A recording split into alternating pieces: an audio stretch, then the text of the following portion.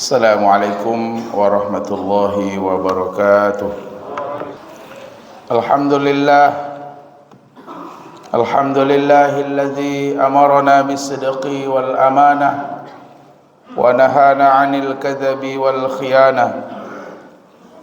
Asyhadu an la ilaha illallah wahdahu la syarika lah wa asyhadu anna Muhammadan 'abduhu wa rasuluh.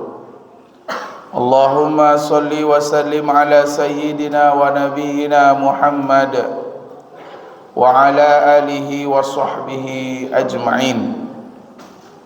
Amma ba'du fa ya ibadallah, inni usikum wa nafsi bitaqwallah faqad fazal muttaqun. Ittaqullaha haqqa tuqatih wa la tamutunna illa wa antum muslimun. Qala Allah Ta'ala fil Qur'anil Karim, a'udzu billahi minasy syaithanir rajim. Bismillahirrahmanirrahim. Ahasiban nasu ayutraku ayyaqulu amanna wa hum la yuftanun. Wa qala Allah Ta'ala fi suratil Akhar. Bismillahirrahmanirrahim. Subhanalladzi asra bi'abdihi lailan minal masjidil haram ilal masjidil aqsa alladzi barakna hawlahu linuriyahu min ayatina innahu huwas sami'ul basir. Shadaqallahul azim. Hadirin kaum muslimin sidang jamaah Jumat yang dimuliakan Allah Ta'ala, alhamdulillah kita kembali bersyukur memuji Allah Subhanahu wa Ta'ala, di mana hari ini Allah kumpulkan kita di tempat yang sangat mulia dalam rangka memenuhi kewajiban kita, yaitunya melaksanakan solat Jumat bagi seorang laki-laki muslim yang sudah balik dan berakal, dan mereka yang tidak melakukan musafir. Apabila sudah dipanggil dan diseru untuk melakukan solat Jumat, maka bersegeralah untuk memenuhi panggilan Allah, tinggalkan segala bentuk jual beli. Semoga setiap ayunan langkah kaki kita menggugurkan dosa-dosa dan meninggikan derajat kita di sisi Allah Ta'ala. Kita harumkan majlis ini dengan berselawat kepada Rasulullah Muhammad. Allahumma salli ala sayyidina Muhammad wa ala ali sayyidina Muhammad. Hadirin jamaah Jumat yang dimuliakan Allah, marilah kita tingkatkan takwa kita kepada Allah. Dalam arti kata, kita kerjakan semua yang diperintahkan Allah dan kita tinggalkan segala larangan-larangan Allah Subhanahu wa Ta'ala.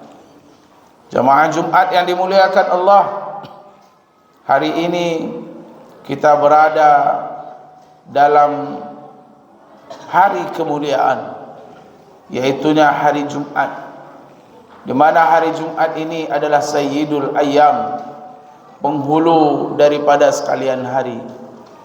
Kemudian kita juga berada pada bulan kemuliaan, di mana kita berada pada bulan Rajab, dan kita sudah tahu bahwa bulan Rajab termasuk salah satu dari 4 bulan yang dimuliakan dan dihormati Allah Subhanahu wa Ta'ala. Kemudian yang ketiga, kita berada dan duduk di tempat yang mulia, tempat yang terbaik di muka bumi adalah rumah-rumah Allah Subhanahu wa Ta'ala. Ketika kita berada di bulan Rajab, dan kita juga akan berada di penghujung bulan Rajab, teringatlah bagi kita sebuah peristiwa yang sangat besar, peristiwa yang sangat bersejarah, di mana peristiwa itu merupakan mukjizat terbesar yang kedua Rasulullah sallallahu alaihi wasallam setelah Al-Qur'anul Karim.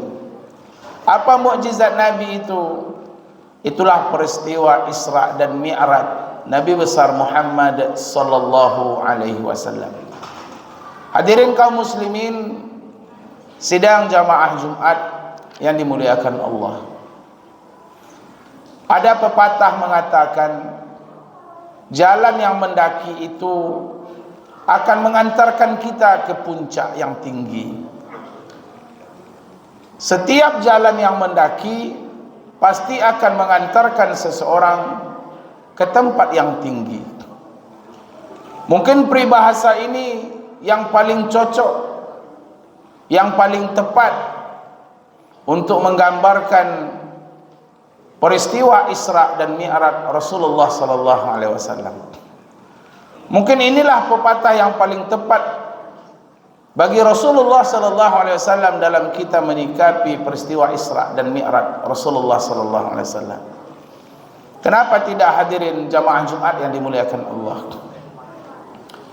Rasulullah sallallahu alaihi wasallam diperjalankan oleh Allah di satu malam, mulai dari Masjidil Haram sampai ke Masjidil Aqsa, kemudian naik sampai ke langit, sampai ke Sidratul Muntaha, diperlihatkan tanda-tanda kebesaran Allah. Beliau diperlihatkan surga, beliau diperlihatkan neraka, beliau diperlihatkan satu alam yang belum pernah dilewati oleh manusia. Ini bagaikan wisata religi bagi Rasulullah sallallahu alaihi wasallam. Tapi beliau Isra Mi'raj itu tidak serta-merta diberangkatkan oleh Allah Subhanahu wa taala. Beliau tidak diberangkatkan secara tiba-tiba. Tapi sebelum beliau diperjalankan itu, Rasulullah melewati masa-masa sulit yang sangat luar biasa. Di mana peristiwa itu terjadi di satu tahun namanya Amul Huzni, tahun duka cita Rasulullah sallallahu alaihi wasallam. Inilah masa-masa yang paling berat dalam hidup Rasulullah, di mana pada tahun itu terjadi ujian yang luar biasa, ujian yang silih berganti yang menimpa pribadi Rasulullah sallallahu alaihi wasallam. Apa ujian itu? Di antaranya pada tahun itu meninggalnya seorang paman yang sangat menyayangi Rasulullah, seorang paman yang selalu melindungi Nabi, seorang paman yang sudah mengantarkan Rasulullah sampai ke hari pernikahan beliau, yang mengasuh beliau sejak beliau berumur 8 tahun, mengasuh Rasulullah sampai menyaksikan beliau jadi nabi dan membela dari serangan tekanan dari pihak manapun. Itulah Abu Talib, paman Rasulullah sallallahu alaihi wasallam. Tidak ada orang yang menyayangi Rasulullah sallallahu alaihi wasallam, paman-paman beliau, seperti Abu Talib yang menyayangi dan mengasihi, melindungi Rasulullah. Di tahun itu Abu Talib meninggal dunia,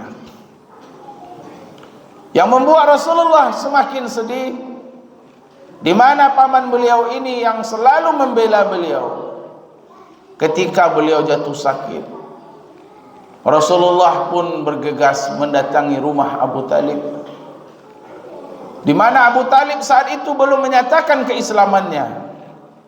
Beliau bisikkan ke telinga Abu Talib, "Ya qul la ilaha illallah kalimatun ahaju biha laka indallah." Wahai pamanku, ucapkanlah la ilaha illallah.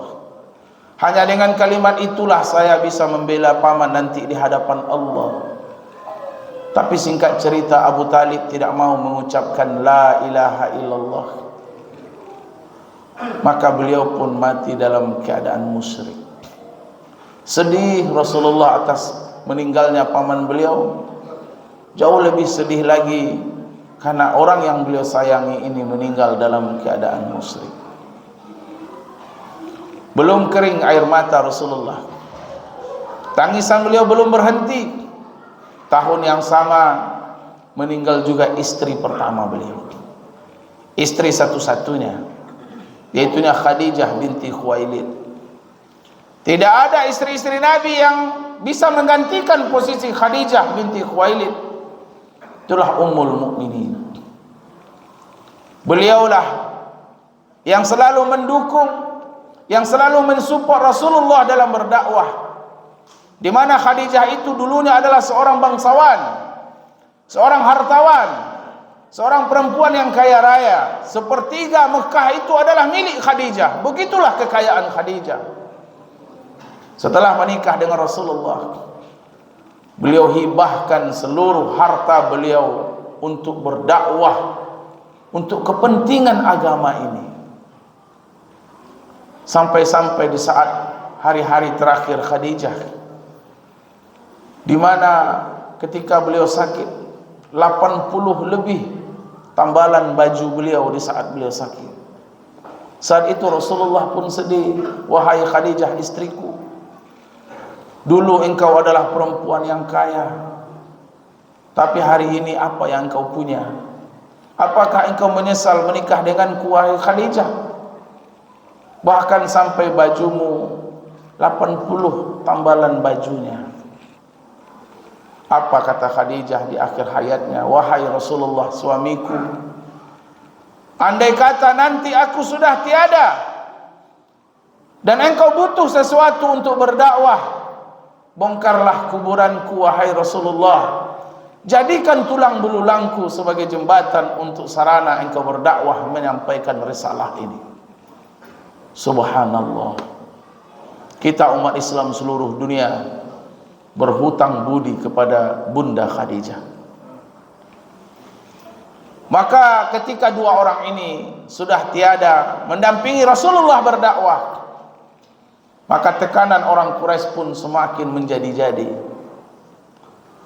Beliau diasingkan, beliau disisihkan dalam pergaulan, bahkan beliau diembargo selama sekian tahun. Akhirnya Rasulullah mencari tempat yang lebih aman menurut beliau. Ada secercah harapan di hati Nabi. Andai kata beliau tidak mendapatkan tempat di Mekah, ada satu negeri yang berjarak lebih kurang 100 km dari Mekah. Itulah Taif. Beliau pun hijrah ke Taif, berjalan kaki menuju negeri Taif dengan harapan mudah-mudahan rakyat Taif mau menerima dakwah beliau. Tapi apa yang terjadi? Ternyata orang Taif jauh lebih ganas, jauh lebih menyakitkan daripada orang-orang Mekah. Mulai dari anak-anak, remaja, orang tua, sampai mereka mengambil batu, mengambil kayu, dengan tulang-tulang unta mereka melempar Rasulullah sallallahu alaihi wasallam. Sampai pun kaki Rasulullah pun berlumuran darah. Tidak ada tempat sedikit pun bagi Nabi di negeri Taif. Nah, dari rentetan duka yang diderita oleh Rasulullah, ujian yang silih berganti inilah Allah Subhanahu wa taala mengusap air mata Rasulullah.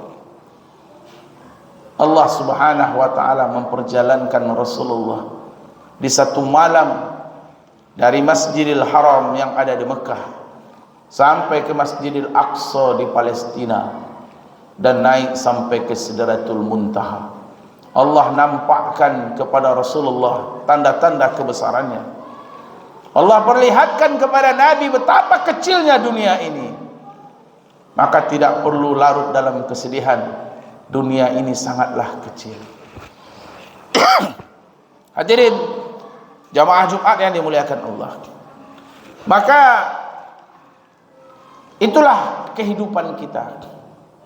Bahwa setiap kita yang ingin menuju puncak, setiap kita yang ingin tempat yang tinggi, maka tentu kita akan melewati berbagai ujian dalam kehidupan kita ini. Maka inilah yang diingatkan Allah Subhanahu wa taala. Ahasiban nasu ayyatraku ayyaqulu amanna wa hum la yuftanun. Jangan engkau membiarkan, jangan engkau membiarkan orang-orang yang berkata amanna, saya beriman kepada Allah, Saya ini beriman kepada Nabi, saya beriman dengan takdir, tapi mereka belum pernah diuji oleh Allah Subhanahu wa taala. Maka setiap kita pasti akan melewati ujian. Ujian itulah cara Allah meninggikan derajat kita di sisi Allah Subhanahu wa taala. Hadirin jamaah Jumat yang dimuliakan Allah Subhanahu wa taala. Ketika kita membeli sebuah pensil yang baru itu tidak bisa digunakan karena dia belum dirunci. Maka pertama sekali yang kita lakukan, pensil itu mesti dirunci dengan pisau yang tajam. Maka setelah proses peruncingan ini, barulah pensil itu bisa dituliskan. Andai kata pensil itu bisa berbicara, andai kata pensil itu bisa merasakan kira-kira seperti apa sakitnya ketika dia saat diruncing, memakai pisau yang begitu tajam, tapi habis proses peruncingan itu dia menjadi barang yang bermanfaat untuk orang lain. Inilah analoginya. Setiap kita jangan pernah mengaku beriman kalau belum pernah melewati ujian dari Allah Subhanahu wa taala. Mudah-mudahan khutbah yang singkat ini bisa kita ambil pelajaran bahwa setiap manusia pasti akan melewati ujian. Dengan ujian itulah Allah akan tinggikan derajat kita. Allah akan mi'rajkan kita setelah kita melewati ujian di dunia. Allah memperjalankan Rasulullah sampai ke langit, sampai Sidratul Muntaha, ketika beliau mampu menjalani ujian dengan sabar di muka bumi ini. Sabarlah di bumi, Allah akan tinggikan kita sampai ke langit insyaallah. Fa'tabiru ya ulil absar la'allakum turhamun.